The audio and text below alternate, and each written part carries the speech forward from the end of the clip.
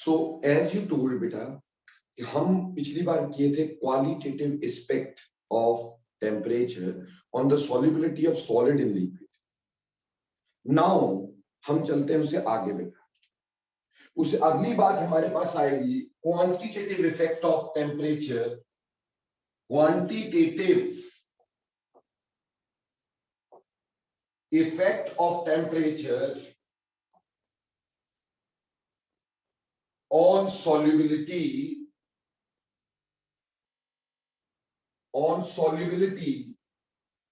of solid in liquid। देखो बेटा, हमने क्वालिटेटिव असर पढ़ चुके हैं, अब हम पढ़ेंगे क्वांटिटेटिव इफेक्ट, यानी quantitative effect of temperature on the solubility of solid. किसी सॉलिड की सॉल्युबिलिटी पे टेम्परेचर का क्या इफेक्ट होगा, ठीक, वो क्वांटिटेटिवली पढ़ना है। Now what do you mean by quantitatively? जैसे बेटा पहले हमने क्वालिटेटिवली ये पढ़ा कि हमारे पास टेम्परेचर बढ़ाने से बढ़ता है, टेम्परेचर बढ़ाने से सॉल्युबिलिटी बढ़ती है, बट कितना टेम्परेचर बढ़ाने से कितनी सॉल्युबिलिटी बढ़ती है ये तो हमने पढ़ा ही नहीं। तो अब हम ये पढ़ने जा रहे हैं कितना टेम्परेचर बढ़ाने से कितनी सॉल्युबिलिटी बढ़ा करती है। ठीक है जी। देखो बेटा, एक मस्त बात तुम्हें बता देता हूं, ठीक, ये इंटरप्रिटेशन कोई तुम्हें समझाएगा नहीं, ये मस्त बात समझिएगा कि केमिस्ट्री में किसी भी कांस्टेंट पे टेम्परेचर का असर बताने के लिए सिर्फ एक ही इक्वेशन बनी है।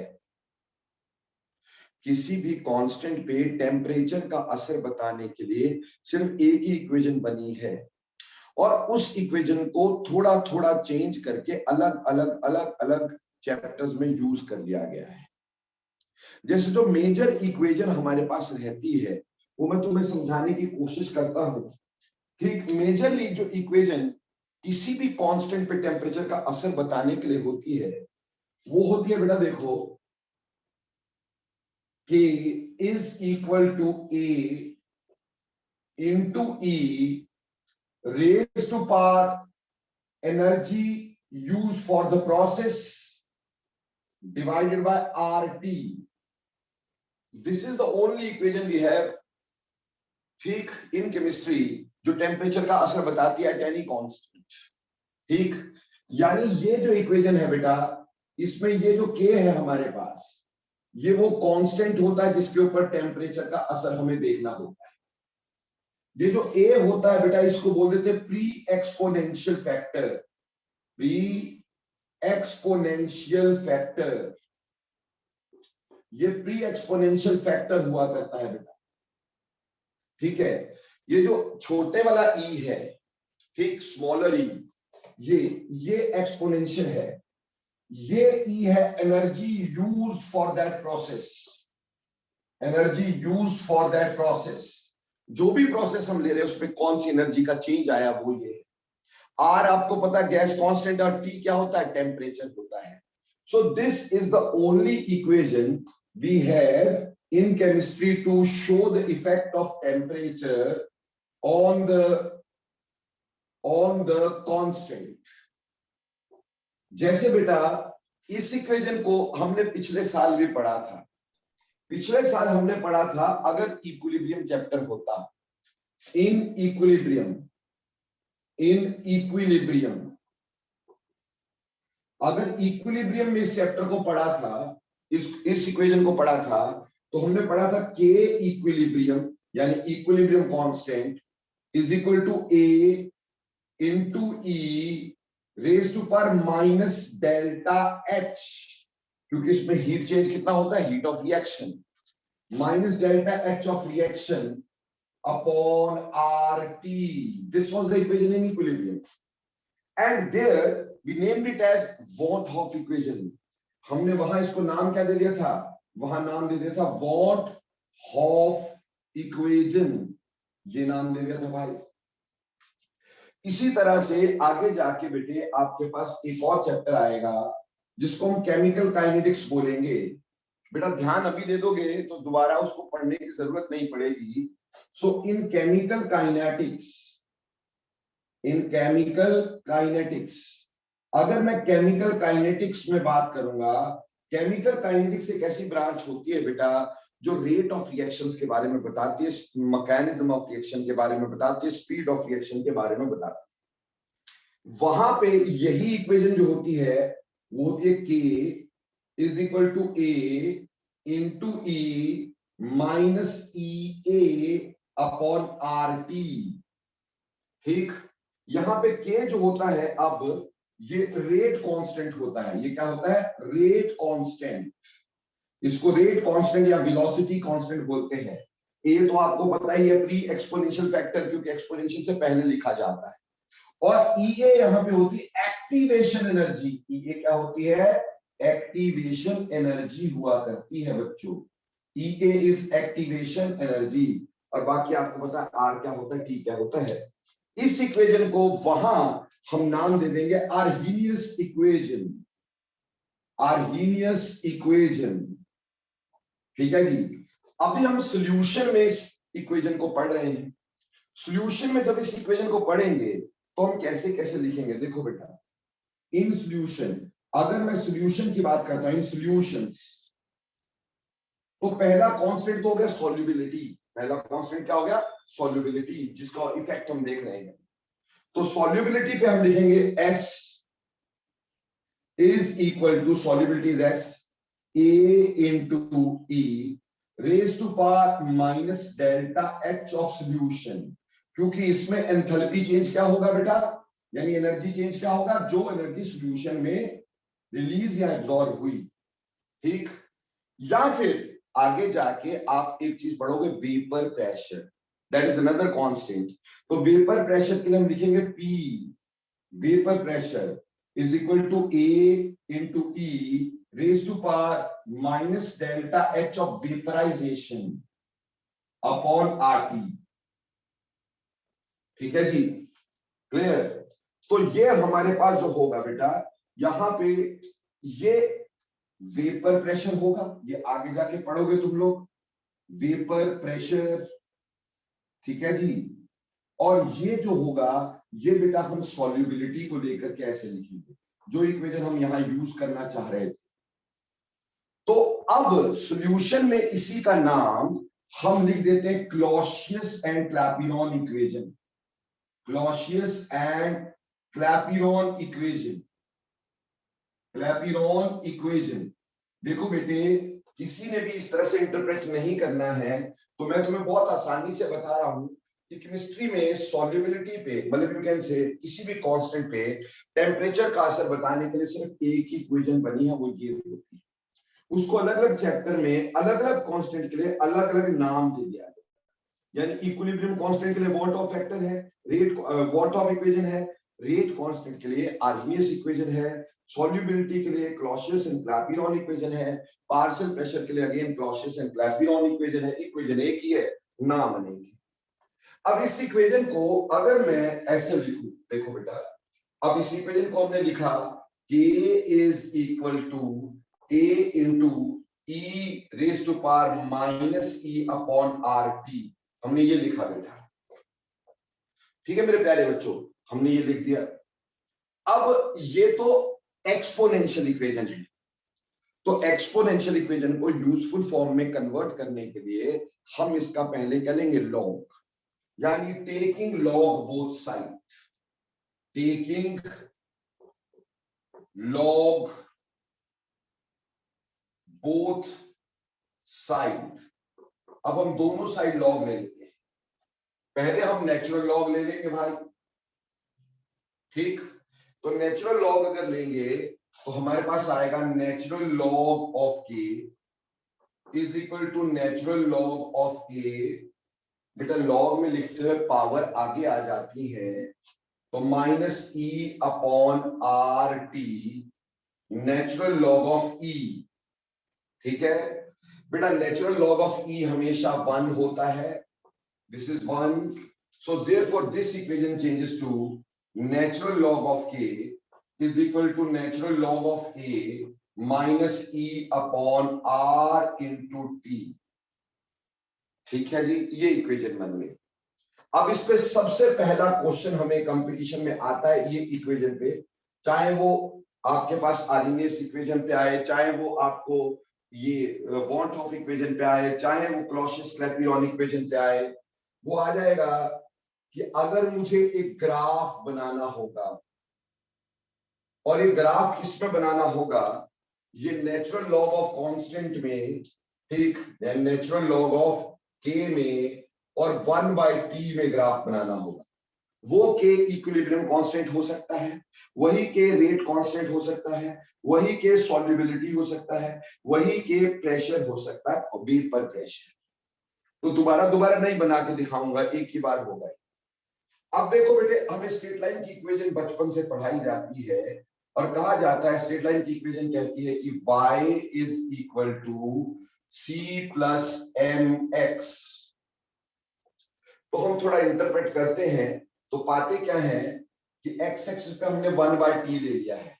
ओके, ये ले लिया हमने x एक्सिस पे 1/t। y एक्सिस पे हमने log ऑफ k ले लिया है। Yes, okay, log of k किस पे ले लिया गया है, ये ले लिया गया y एक्सिस पे। और बेटे हमें पता है m क्या होती है, स्लोप। यहां पे स्लोप नेगेटिव है। नेगेटिव स्लोप का मतलब डिक्रीजिंग स्लोप। तो ये ग्राफ जो आएगा वो डिक्रीजिंग स्लोप के साथ आएगा, like this.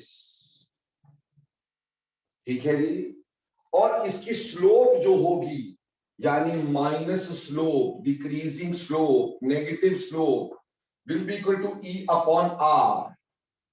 E upon R, जहां पे अगर ये वाली इक्वेशन होगी तो ये E delta H of reaction लिखेंगे, अगर ये वाली इक्वेशन होगी तो ये क्या लिखेंगे, एक्टिवेशन एनर्जी लिखेंगे, अगर ये वाली इक्वेशन होगी डेल्टा एच ऑफ सॉल्यूशन लिखेंगे, ये वाली इक्वेशन होगी डेल्टा एच ऑफ वेपराइजेशन लिखेंगे। बेटा ये माइनस का साइन यहां से यहां पे भी लगा सकते हो, कोई फर्क नहीं, नेगेटिव स्लोप है, ठीक। और स्लोप हमेशा टेंजेंट थीटा के बराबर होती है।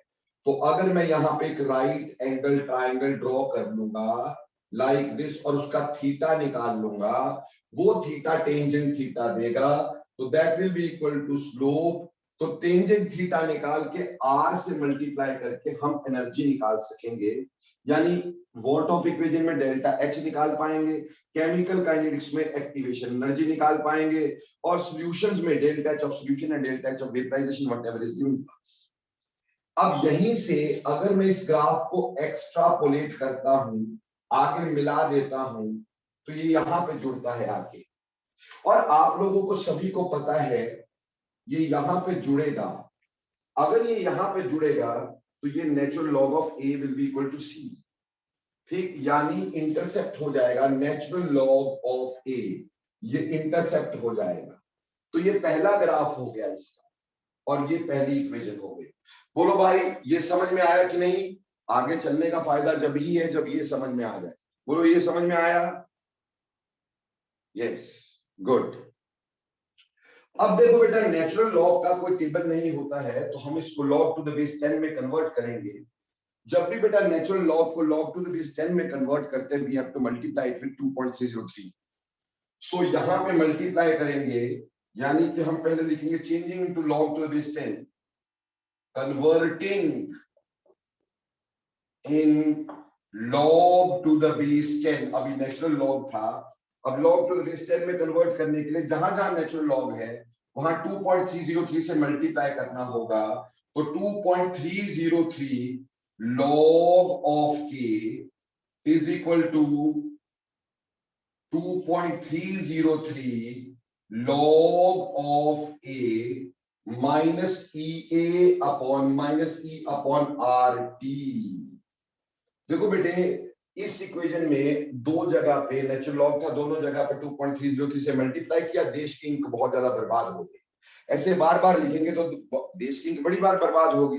तो हम इसको रेशनलाइज कर देते हैं, एक ही जगह कर देते हैं ना 2.303, ताकि लिखते समय देश की इंक बच सके। तो हमने क्या किया, सारी इक्वेशन को 2.303 से डिवाइड कर दिया, एक बार थोड़ी इंक यूज कर ली, ताकि फ्यूचर के लिए वो इंक यूज नहीं करनी पड़े, कम करनी पड़े, थोड़ा बचत हो जाए। ठीक है जी। तो उससे क्या होगा, हमारे पास ये कट गया, यहां से हट गया, ये कट गया, ये भी हट गया, ठीक। और क्या घट गया बेटा, बट गया log of k is equal to log of a minus E upon 2.303 R into T। अब अगेन से क्वेश्चन आ गया। अब क्वेश्चन हमें ये आ गया कि भैया अब हमारे पास जो ग्राफ है वो दिया है, ग्राफ बनाना है और अब की बार जो ग्राफ है वो दिया गया log टू द बेस 10 में, log टू द बेस 10 के और 1/t। अगेन हमारे को अपनी स्ट्रेट लाइन इक्वेशन याद आई, हमें समझ में आया कि y is equal to c plus mx नाम की चीज हमारे पास होती है। उससे फिर से समझ में आया, x एक्सिस पे आपने क्या ले लिया 1/t और y एक्सिस पे क्या ले लिया आपने log ऑफ k, और स्लोप आप देख रहे हो फिर माइनस EA बाई फिर नेगेटिव आती है, तो स्लोप फिर से नेगेटिव आ गई और कुछ इस तरह की आ गई। So this is the slope. और यहाँ पे जो माइनस स्लोप है, यहाँ पे जो माइनस स्लोप है वो किसके बराबर आ गई बेटा, ऑब्वियसली E अपॉन 2.303 R। बेटे बस ये थोड़ा ध्यान में रखना है कि नेचुरल लॉग की स्लोप E बाय R, तो यहाँ पे लॉग टू द बेस 10 की E बाय 2.303। ठीक, बाकी सब कुछ सेम है, बाकी इसको एक्सट्रापोलेट कर दो भाई, यहां मिलेगा यहां मिलेगा, तो ये क्या हो जाएगा log to the base 10 a हो जाएगा। तो ये हमारे पास फाइनल इक्वेशन log के टर्म्स में ये आ जाएगी, log of k is equal to log of a minus e upon 2.303 RT। यानी यही इक्वेशन अगर इक्विलिब्रियम कांस्टेंट के लिए होगी तो log of equilibrium constant is equal to log of a minus delta h of reaction upon 2.303 RT हो जाएगा। वहीं पे काइनेटिक्स में होगी तो log of k is rate constant, is log of a minus EA is activation energy by 2.303 RT। Solution के लिए आपके सामने है। तो उम्मीद करता हूं ये सारी बात क्लियर हुई, सारे ग्राफ क्लियर हो गए। बोलो क्लियर है कि नहीं है?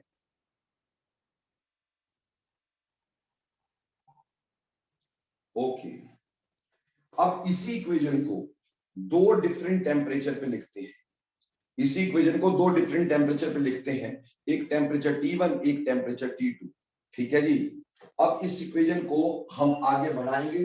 बेटा ये मिटा दो जी, हैव यू अंडरस्टूड दैट?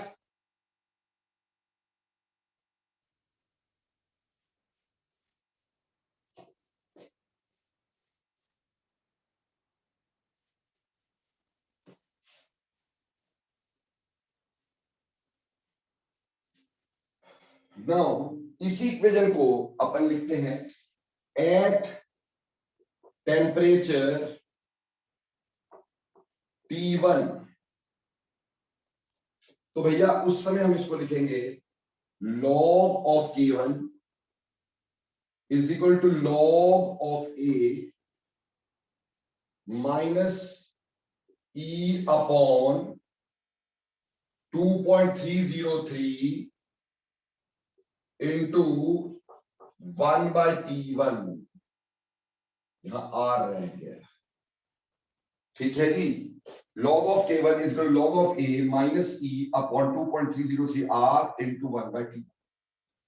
वहीं पर बेटे इसको एट टेम्परेचर T2 देख लेते हैं, एट टेम्परेचर T2। ठीक है जी। तो T2 पे भी लिखेंगे तो log of K2 is equal to log of A minus E upon 2.303 R into 1/T2। अब मान लेते हैं हमने T1 से T2 टेम्परेचर बढ़ाया था, यानी हमने ये मान लिया कि T2 is greater than T1, temperature is increase from T1 to T2। सो अब हम क्या करेंगे, इस इक्वेशन को मान लो 1, इस इक्वेशन को मान लो 2। तो भैया फर्क देखने के लिए, डिफरेंस देखने के लिए subtracting 1 from 2, subtracting subtracting 1 from 2,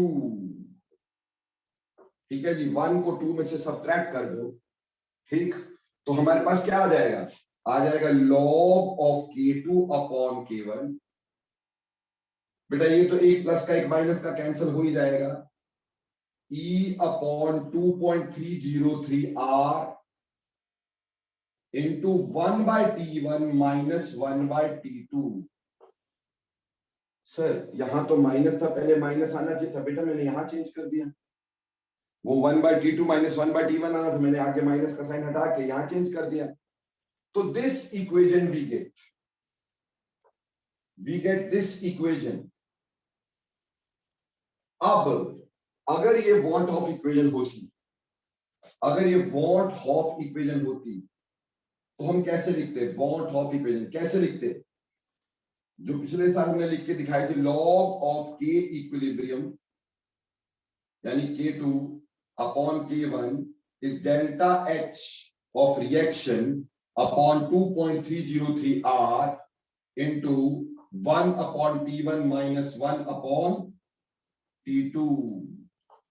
ये पिछले साल हमने लिख के दिखाई थी वॉन्ट ऑफ इक्वेशन, ठीक। फिर इस साल आगे केमिकल काइनेटिक्स में मुझको कैसे लिख के दिखाओगे, केमिकल काइनेटिक्स में मुझे कैसे लिख के दिखाओगे, दोबारा नहीं बताऊंगा, वहां सीधे फॉर्मूला करवाऊंगा और सीधे आपको ये पूछूंगा इसके ऊपर question. So log of K2 upon K1 divided by, यहां पे आ जाएगा activation energy divided by 2.303 R into 1/T1 minus 1/T2। और हम यहां सॉल्युबिलिटी के लिए पढ़ रहे थे, तो ये वाला पार्ट मैं मिटा देता हूं।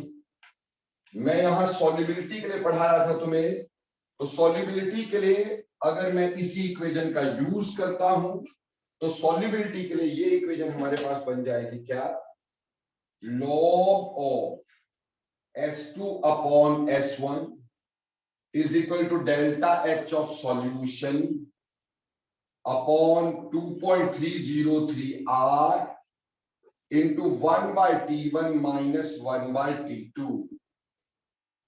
अब इससे बेटा हम बड़ी आराम से, ये क्लॉसियस एंड क्लैपिरॉन इक्वेशन हो गई। So this equation is Clausius and Clapeyron equation, ठीक है जी, ये कहलाएगी क्लॉसियस एंड क्लैपिरॉन इक्वेशन। तो ये जो क्लॉसियस एंड क्लैपिरॉन इक्वेशन जो है, ठीक है, इसमें दो टेम्परेचर है अलग से, तो हमें दो टेम्परेचर दिए होंगे, एक पे सॉल्युबिलिटी दी होगी, दूसरे पे पूछनी होगी, तो यू कैन इजीली कैलकुलेट, है ना बेटे। उसी तरह दो सॉल्युबिलिटी दो टेम्परेचर पे दी होगी तो डेल्टा एच भी निकाला जा सकता है। आपको दो टेम्परेचर दे दिए, एक की सॉल्युबिलिटी दी, दूसरी निकालनी होगी, डेल्टा एच दे दिया गया होगा, आर तो पता ही है 8.314। So this equation can be used to calculate the quantitative effect of temperature on solubility. This can be used for rate constant, this can be used for vapor pressure. तो मेरे प्यारे बच्चों बोलो समझ में आया कि नहीं, क्वांटिटेटिव एस्पेक्ट समझ में आया कि नहीं टेम्परेचर।